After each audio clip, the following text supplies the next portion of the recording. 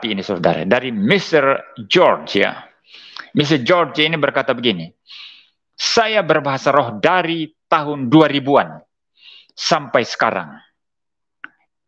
Ya juga nggak ngerti saya ngomong apa. Nggak ngerti saya ngomong apa katanya. Tapi imanku bertumbuh. Nah, saudara, perhatikan baik-baik. Apa yang dia omongkan ini si Mr. George ini ya. Ya ini Mr. George ini nama kanalnya saudara, kanal YouTube-nya saudara ya. Nama YouTube-nya. Nama Google-nya lah begitu ya. Tapi saya tidak tahu kalau aslinya ini George ya. Karena George ini ya nama orang Amerika atau ya orang Amerika atau Australia atau Eropa ya. Inggris ya. Saya berbahasa roh dari tahun 2000-an sampai sekarang ya juga tidak ngerti saya ngomong apa. Ini konyol, saudara. Saya berbahasa roh dari tahun 2000-an katanya. Tetapi juga saya tidak ngerti ngomong apa. Loh, kalau engkau tidak ngerti ngomong apa, kok tahu itu kalau bahasa roh? Ayo, saya tanya Anda ini, Mr. George. Kalau engkau tidak tahu Anda berbahasa apa, tidak tahu ngomong apa, kok kamu tahu kalau itu bahasa roh? Ini kacau sekali, saudara ya. Dia bilang saya berbahasa roh. Dia mengklaim berbahasa roh dari tahun 2000.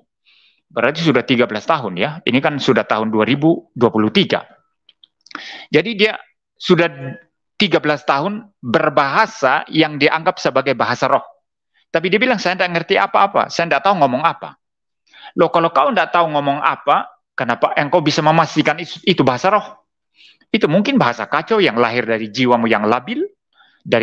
Lahir dari jiwamu atau emosimu yang tidak stabil, lalu kemudian engkau mengeluarkan kata-kata yang juga rancu dan kacau, ya, membuat confusing, ya, confuse.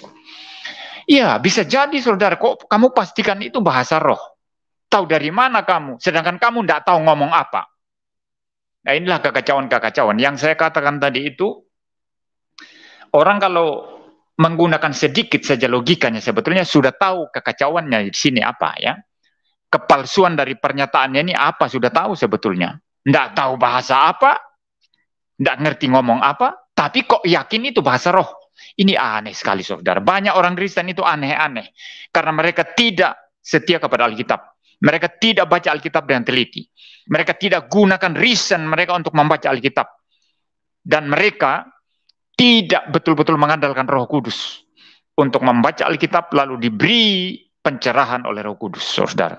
Dan mereka juga terlalu sombong untuk belajar kepada orang-orang yang sudah Tuhan pakai di dalam sejarah gereja untuk memperkembangkan, mempertumbuhkan iman jemaat gereja sepanjang sejarah dari zaman ke zaman. Mereka terlalu malas untuk belajar doktrin Trinitas, doktrin Kristologi, doktrin Alkitab, doktrin keselamatan, doktrin Roh Kudus, doktrin Allah. Mereka terlampau malas belajar. Sehingga akhirnya mereka menjadi ngawur dan apa yang mereka katakan yang saling bertubrukan seperti ini tadi. Saya tidak tahu bahasa apa yang saya ucapkan. Saya tidak tahu ngomong apa. Tapi dia bisa pastikan itu bahasa roh. Ini kan kacau, saudara. Dia tidak tahu sekaligus tahu. Kacau ya, pada saat bersamaan dia tidak tahu sekaligus tahu, saudara. Ini kacau. Ya, karena mereka terlalu sombong, terlalu tidak ada rendah hati untuk belajar dari sejarah gereja. Bagaimana orang-orang yang dipakai Tuhan dalam sejarah gereja, mulai dari para rasul, bapak-bapak gereja, sampai kepada gereja sepanjang sejarah, bagaimana mengajarkan kebenaran. Mereka terlalu berat, terlalu sombong untuk belajar. Maka celaka besar. Ya, ini ada satu lagi.